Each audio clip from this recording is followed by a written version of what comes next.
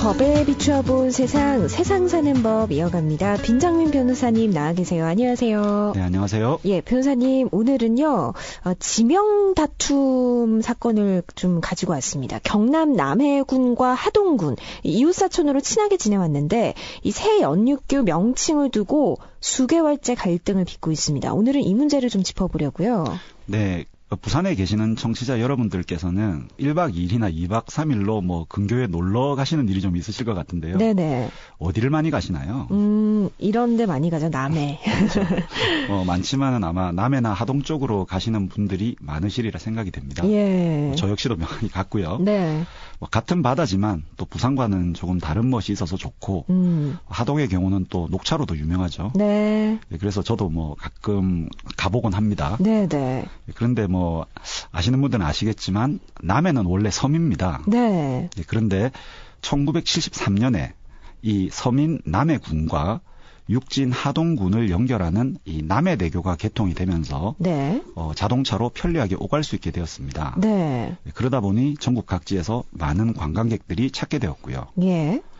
이렇게 많은 분들이 찾으시다 보니 내친 김에 인근에 다리, 즉 교량을 하나 더 만들자 해서 최근에 건설을 시작하게 되었습니다. 예. 그리고 이것이 바로 올해 6월 완공을 앞두고 있습니다. 그렇습니다. 근데 문제는 이 새로 만들어지는 이 교량의 명칭을 두고 남해군과 하동군이 서로 주장하는 명칭이 돼야 한다. 이렇게 좀 다투고 있는 모양새죠.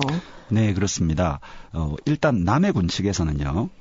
제가 앞서 말씀드린 바와 같이 이 교량이 이미 존재하는 남해대교의 기능을 보충하기 위한 것이다. 네.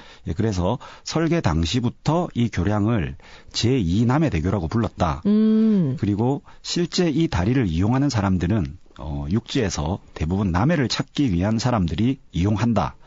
이런 점들을 들어서 이 교량의 명칭을 제2남해대교라고 해야 된다. 예. 이런 입장입니다. 네. 반면 하동군은 이 교량 아래의 바다가 바로 이수신 장군의 노량해전이 있었던 곳이니만큼 오히려 그 명칭을 노량대교로 정해야 한다. 이렇게 주장을 했습니다. 예. 결국 이것이 이 두 지역의 자존심 싸움으로까지 번지게 되면서 논란이 가중되었습니다. 네.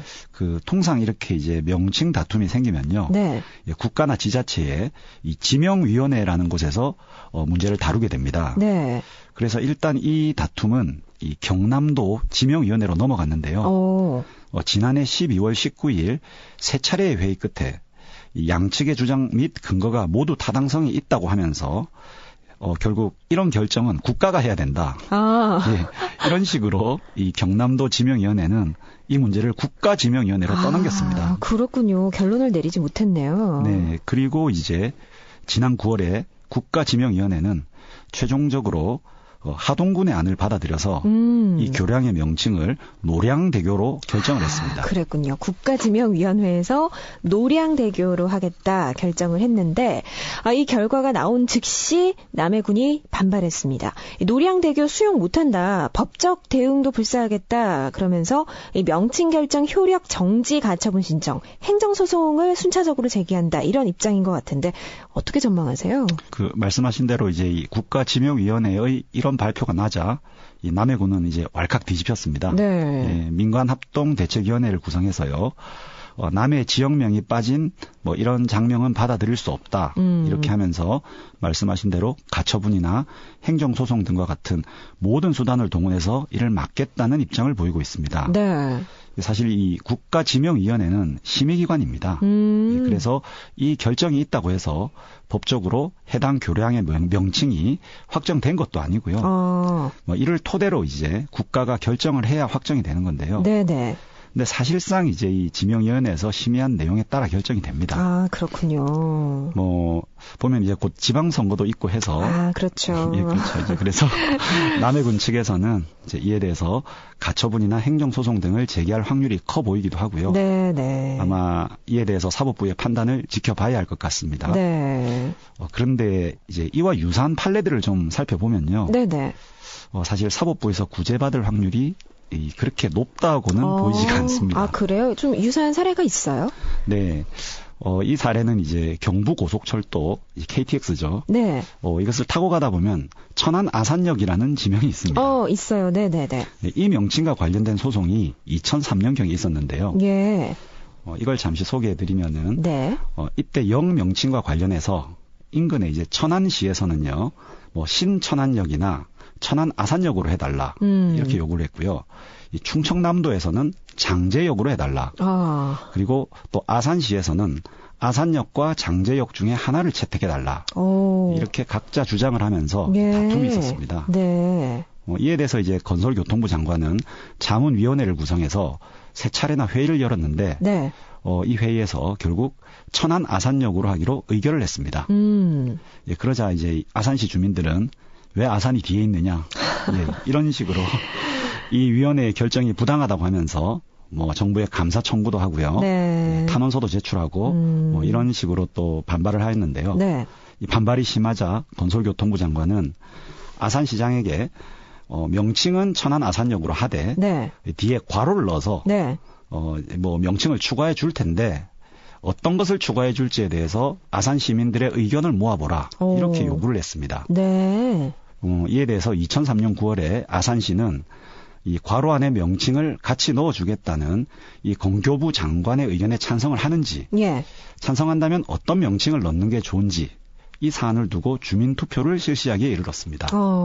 예, 투표 결과 약 51%가 이 괄호 안에 이름을 넣는 것에 찬성을 했고요. 네. 이 찬성자 중에 과반수 이상이 괄호 안에 온양온천이라는 명칭을 넣자고 했습니다. 예, 결국 이를 받아들여서 건설교통부 장관은 해당 고속철도역의 명칭을 네. 천안 아산역 괄호 열고 온양온천 괄호 닫고 이런 식으로 결정하게 된 사례가 있었습니다. 네. 그런데 이제 이렇게 정해진 명칭에 대해서 네. 일부 아산시 주민들이 불복을 해서 행정소송을 또 제기를 했습니다. 아, 그랬어요? 네.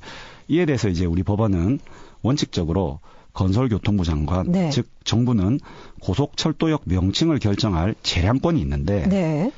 결정 과정 등을 살펴볼 때 이러한 재량권을 일탈하거나 네. 남용한 것으로 볼 수 없다고 하면서 이러한 청구를 기각한 사례가 있습니다. 그러게요. 또 절차적으로 봐도 충분히 좀 의견을 많이 좀 받아들인 것 같아요. 네, 네. 결국 이제 이러한 법원의 입장에 따르면요. 네. 어떤 교량의 명칭을 결정하는 것은 사실 국가의 재량입니다. 그래서 명칭 선정 절차에 특별한 위법이나 하자가 드러나지 않는 이상은 네. 사실 법적으로 행정소송 등에서 승소를 할 확률은 그리 높지가 않습니다. 네. 이 본건의 경우에는 아직 이제 위원회 결정만으로는 완전히 법적으로 명칭이 확정된 것은 아니기 때문에 네. 방금 소개해드린 천안 아산역 사건과 같이 예. 뭔가 이제 양측의 의견을 절충할 수 있는 방안을 다시 찾아보는 것도 좋을 것으로 생각이 됩니다. 그렇습니다. 노량대교 괄호 열고 무엇 또 이렇게 네, 나올 수도 있겠네요. 네. 네. 이게 참 과거에는요, 도로나 교량 명칭을 두고 그렇게 크게 논란이 된 적이 없었던 것 같은데 요즘에는 이 명칭 문제 두고 지자체들마다 좀 민감한 반응을 보이고 있는 것 같습니다. 이게 좀 감정 싸움의 법적 소송까지 좀 번지는 것 같은데 어느 정도 좀 해법이 있어야 될 것 같아요. 네, 그렇습니다. 사실 몇십 년 전만 하더라도요. 이제 모든 게 사실 국가의 통제하에 있었고 네. 또 사회 전반적인 분위기가 좀 이제 자기 주장을 내세우는 것이 좀 금기시되지 않았습니까? 그러다 보니 그냥 국가 소위 위에서 시키는 대로 수긍하는 경우가 많았죠. 네. 그런데 요즘은 지방자치 시대가 되다 보니 네. 이제 각자 자신이 속한 지자체의 이해관계가 이런 식으로 대립하는 경우가 많은 것 같습니다. 그렇습니다. 사실 인간관계건 아니면 이런 공적인 관계건 간에 자신들의 요구사항을 정당하게 표출하는 것은 개인적으로는 바람직하다고 생각을 합니다. 네.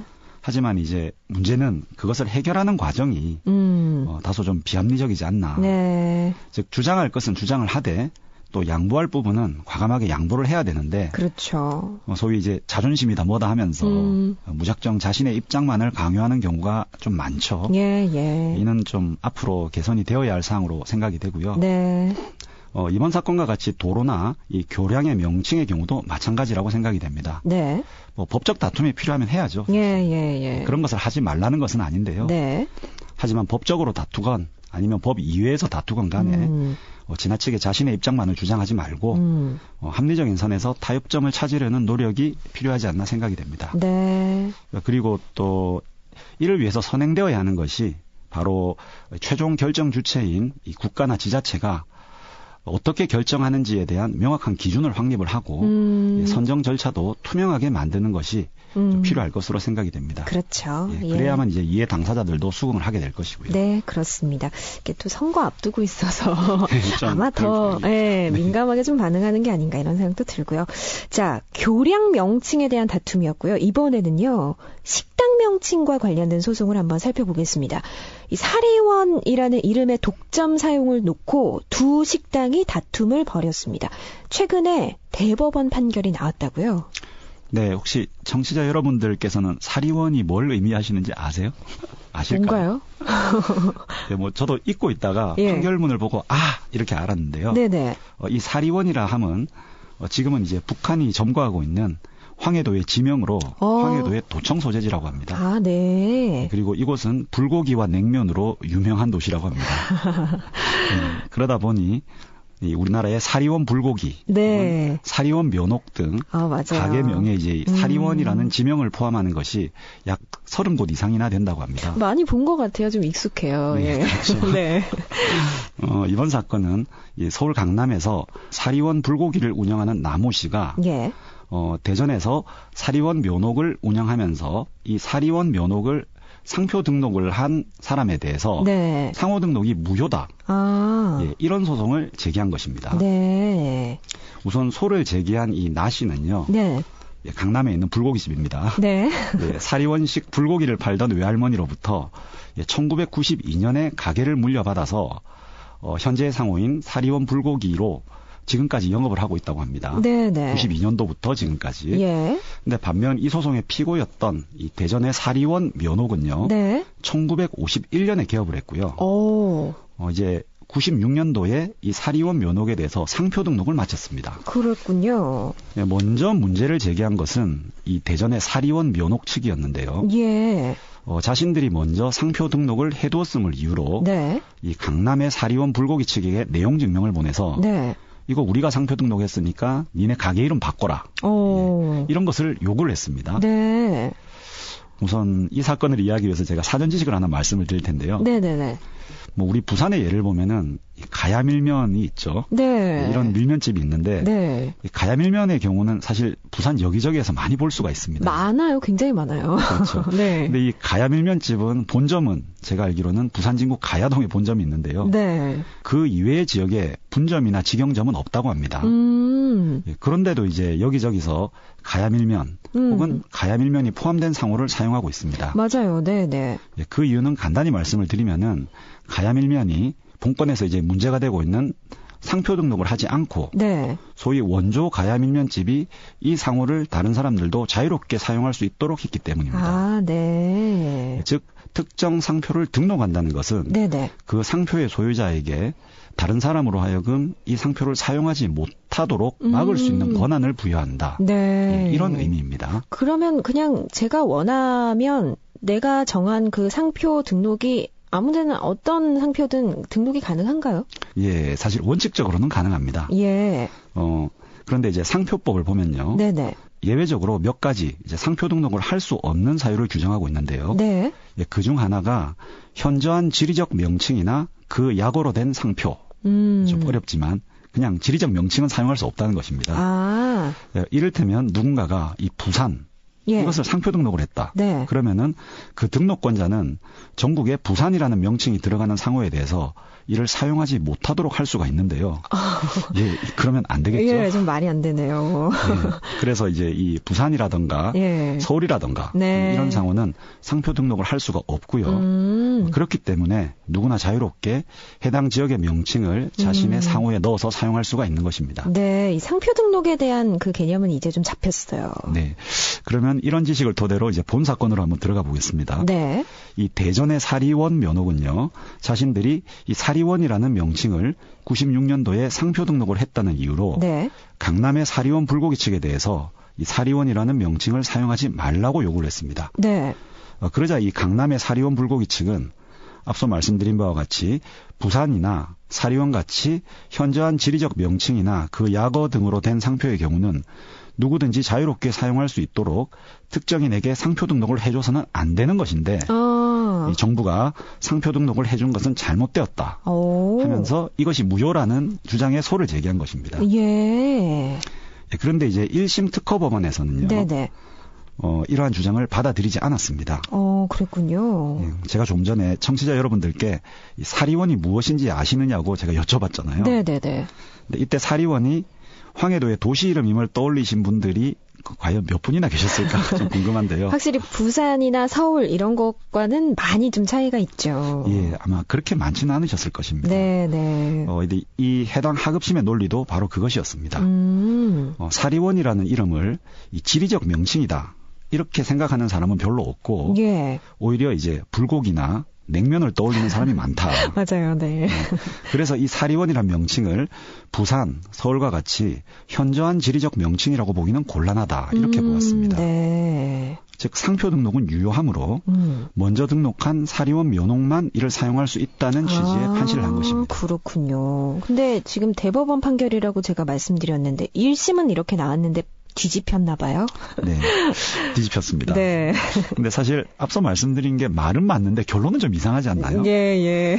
그래서 결국 이 판결은 대법원에서 뒤집히게 되었습니다. 이 대법원은 이 사리원이라는 명칭도 부산이나 서울과 같이 일반인에게 널리 알려져 있는 현저한 지리적 명칭이라고 보아야 한다고 판단을 했고요. 따라서 해당 명칭을 특정인만 사용하도록 할 수는 없다는 취지의 판결을 내렸습니다. 네. 근거에 대해서는 좀 이론이 있을 수 있는데 네. 대법원의 결론 자체는 좀 타당하지 않나 생각이 됩니다. 그러면 결국은 이 두 식당이 모두 사리원 그대로 사용할 수 있게 된 거군요. 예, 그렇습니다. 그렇군요. 우리 부산의 경우도 뭐 부산 어묵이라든지 부산 돼지국밥, 뭐 부산 밀면, 네. 뭐 부산 위에선 또 뭐 언양불고기라든지 네. 뭐 흑산도 홍어 네. 이런 음식의 경우는 사실 특정 지역과 연결을 시켜야 좀 장사가 잘 되는 경향이 있기 때문에 예. 이러한 지역 명칭을 사용할 수 있느냐 여부는 사실 그 장사하시는 분들한테는 굉장히 큰 문제라고 생각이 됩니다. 그렇죠. 청취자 여러분들 중에서도 뭐 개인 사업, 특히 요식업을 하시는 분들도 좀 꽤 있으시리라 생각이 되는데요. 네. 혹 상호를 지으실 때 오늘 말씀드렸던 부분을 잘 고려하시면은 아마 약간 도움이 되실 것이라 생각이 됩니다. 도움 많이 되셨을 것 같아요. 이 상표 등록에 대한 정확한 개념이 좀 잡히는 느낌이 듭니다. 자, 오늘 세상 사는 법은 여기까지 듣겠습니다. 지금까지 빈장민 변호사였습니다. 고맙습니다. 감사합니다.